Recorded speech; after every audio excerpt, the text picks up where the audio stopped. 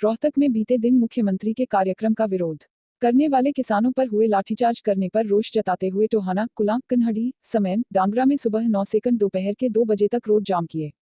इस दौरान किसानों ने सरकार के खिलाफ जमकर नारेबाजी की व किसानों पर रोहतक में हुई लाठीचार्ज की निंदा की। किसानों द्वारा किए गए रोड जाम के कारण दोनों तरफ वाहनों की लंबी कतारें लग गई। जाम के दौरान मरीजों को ले जा रही एम्बुलेंस और बारात की गाड़ियों को जाने के लिए रास्ता दिया गया।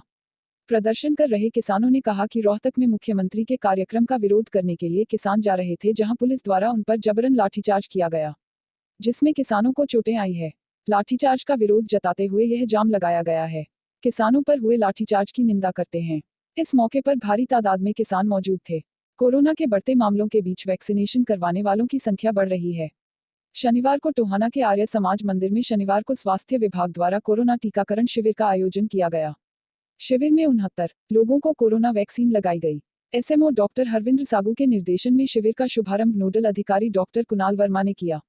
शिविर में आर्य समाज मंदिर की ओर से राजेंद्र चौधरी, शशिभूषण गुप्ता, अग्रवाल सभा के प्रधान रमेश गोयल, पार्षद अजय जैन, संजय जैन, बिटूमान ने सेवाएं दी। इस दौरान स्वास्थ्य विभाग की टीम ने 45 वर्ष की आयु से ऊपर के लोगों को वैक्सीन लगाकर कोरोना गाइडलाइन की पालना का आह्वान किया। जाखल खंड के गांव साधनवास में भाजपा नेता जयदीप बराला के पहुंचने पर क्षेत्र के किसानों ने एकत्रित होकर घेराव किया। क्षेत्र के किसानों को जैसे ही भाजपा नेता के गांव साधनवास में पहुंचने का पता चला तो किसान एकत्रित हो गए। भाजपा नेता किसी के घर मृत्यु पर शोक व्यक्त करने गए थे।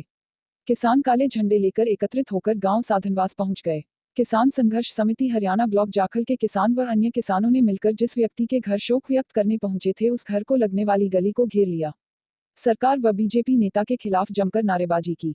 किसानों का कहना था कि जब तक केंद्र सरकार द्वारा पास किए गए तीनों कृषि कानूनों को रद्द नहीं किया जाता तब तक बीजेपी या जेजेपी के नेता को किसी भी गांव में घुसने नहीं दिया जाएगा।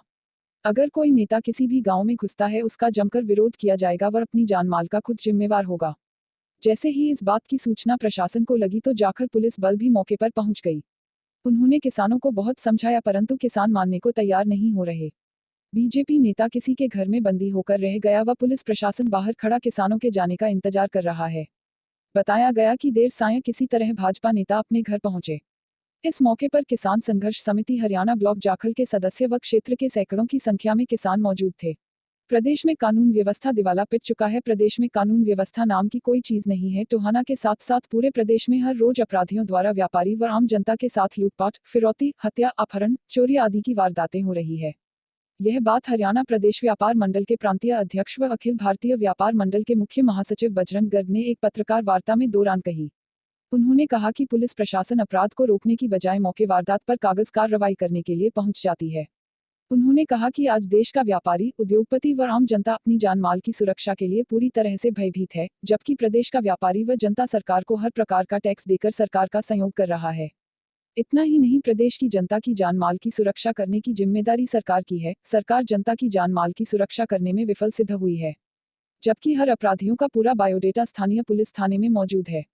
सरकार व पुलिस प्रशासन को चाहिए कि कोई भी अपराधी अपराध करे उससे पहले ही उसको पकड़कर उसके खिलाफ सख्त से सख्त कार्रवाई करे ताकि कोई भी अपराधी अपराध करने की हिम्मत ही ना कर सके।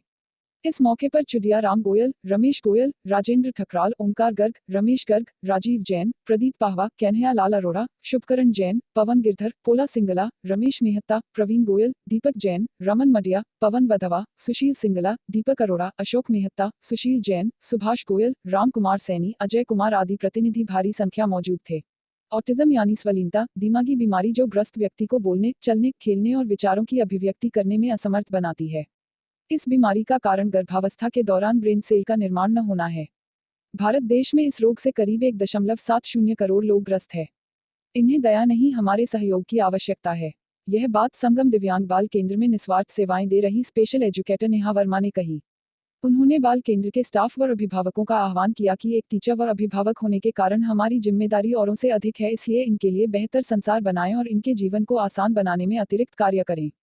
ऑटिज्म एक गंभीर बीमारी है। यह एक तरह का मानसिक व न्यूरो से संबंधित रोग है जिसमें ऐसे बच्चे परिवार, समाज व दोस्तों से मिलने से परहेज करने लगते हैं।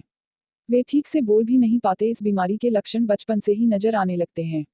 इसका इलाज है लेकिन समय से डॉक्टर के पास पहुंचना जरूरी है। ऑटिज्म से पीड़ित बच्चों की एक खास बात होती है कि वो किसी न किसी कार्य में विलक्षण होते हैं। ऐसे में इन बच्चों को उनकी मनपसंद एक्टिविटी में लगाना चाहिए ताकि वह शारीरिक व मानसिक रूप से विकसित हो।